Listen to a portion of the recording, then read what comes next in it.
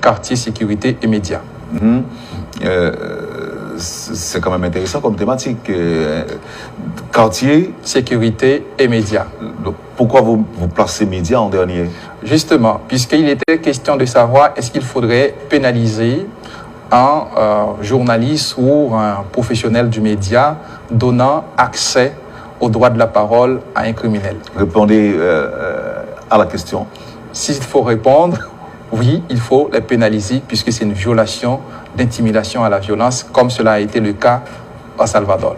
Si je tends mon micro à un bandit, oui, un bandit recherché oui, par la justice, je dois être pénalisé. Oui, c'est un cas de... Puisque, alors, pour l'instant, en Haïti, il n'y a pas un acte ou un texte de droit ou de la loi pénaliser ces phénomènes-là. Mais oui, ça a été le cas, par exemple, au Salvador, où il y a un tas de professionnels du média, que ce soit traditionnels ou en réseaux sociaux, qui ont donné accès à des criminels notoires pour parler, pour alimenter l'opinion publique. Et à cela, il y avait un texte de loi interdisant ce phénomène et en conséquence, cet acte-là est pénalisé de 15 ans et juste en plus d'une amende, je crois, une amende de 15 millions de pesos comme ça. Est-ce que le phénomène n'est pas sociologique en quelque sorte, vu la façon dont le métier est aussi galvaudé, banalisé aujourd'hui? À un moment donné, on avait des réserves, on exerçait la profession avec respect, fierté aussi, mais aujourd'hui, n'importe qui peut se targuer d'être journaliste. Avec un appareil de téléphone, on peut informer et puis on informe rapidement.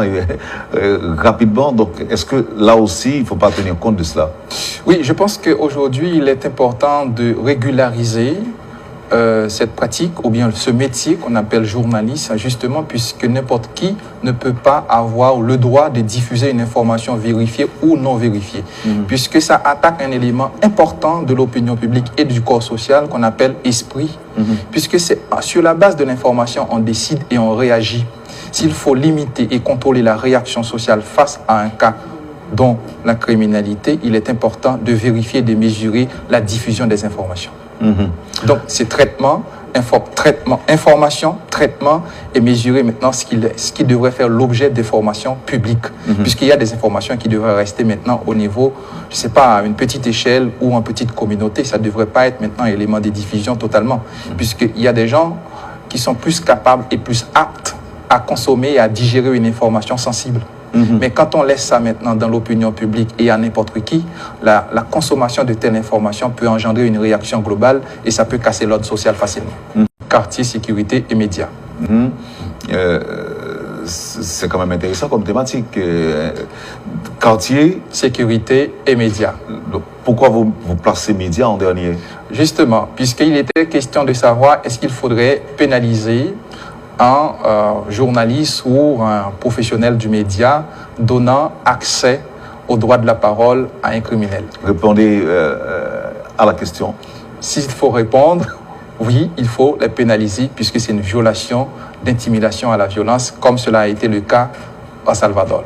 Si je tends mon micro à un bandit, oui, un bandit recherché, oui, par la justice, je dois être pénalisé. Oui, c'est un cas de... Puisque, alors, pour l'instant, en Haïti, il n'y a pas un acte ou un texte de droit ou de la loi pénaliser ces phénomènes-là. Mais oui, ça a été le cas, par exemple, au Salvador, où il y a un tas de professionnels du média, que ce soit traditionnels ou en réseaux sociaux, qui ont donné accès à des criminels notoires pour parler, pour alimenter l'opinion publique. Et à cela, il y avait un texte de loi interdisant ce phénomène.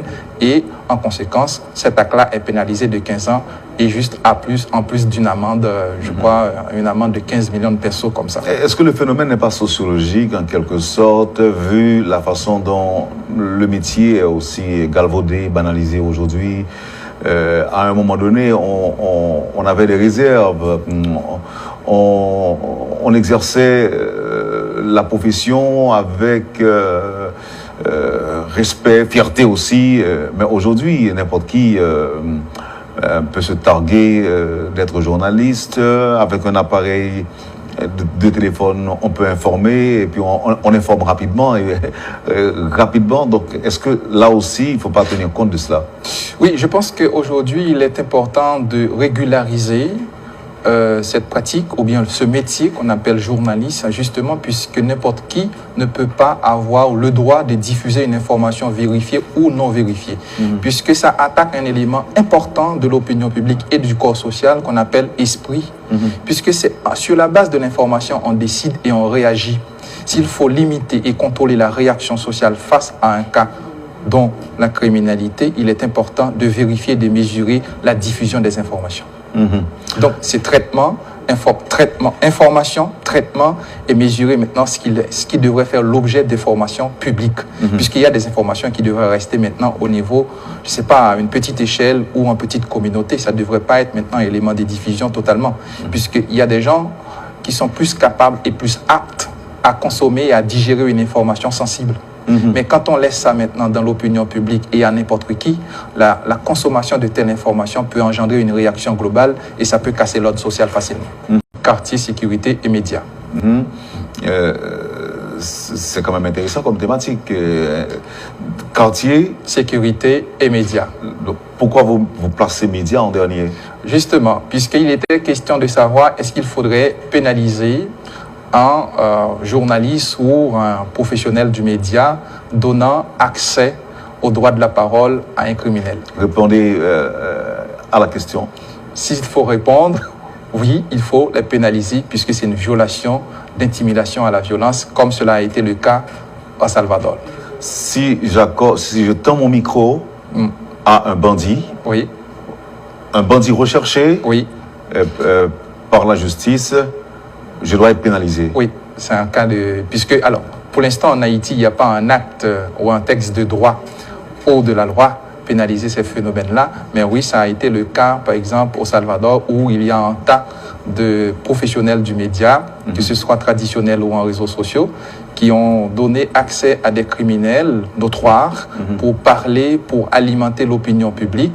Et à cela, il y avait un texte de loi interdisant ce phénomène et en conséquence, cet acte-là est pénalisé de 15 ans et juste en plus d'une amende, je crois, une amende de 15 millions de pesos comme ça. Est-ce que le phénomène n'est pas sociologique en quelque sorte, vu la façon dont le métier est aussi galvaudé, banalisé aujourd'hui?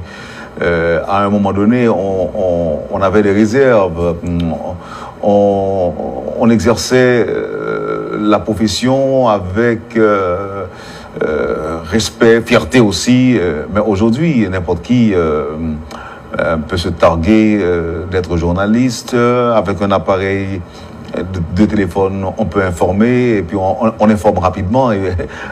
Rapidement. Donc, est-ce que là aussi, il ne faut pas tenir compte de cela? Oui, je pense qu'aujourd'hui, il est important de régulariser cette pratique ou bien ce métier qu'on appelle journaliste, justement, puisque n'importe qui ne peut pas avoir le droit de diffuser une information vérifiée ou non vérifiée, puisque ça attaque un élément important de l'opinion publique et du corps social qu'on appelle esprit, puisque c'est sur la base de l'information on décide et on réagit. S'il faut limiter et contrôler la réaction sociale face à un cas dont la criminalité, il est important de vérifier et de mesurer la diffusion des informations. Donc, c'est information, traitement et mesurer maintenant ce qui devrait faire l'objet d'informations publiques. Puisqu'il y a des informations qui devraient rester maintenant au niveau, je ne sais pas, à une petite échelle ou en petite communauté. Ça ne devrait pas être maintenant élément de diffusion totalement. Puisqu'il y a des gens qui sont plus capables et plus aptes à consommer et à digérer une information sensible. Mais quand on laisse ça maintenant dans l'opinion publique et à n'importe qui, la consommation de telles informations peut engendrer une réaction globale et ça peut casser l'ordre social facilement.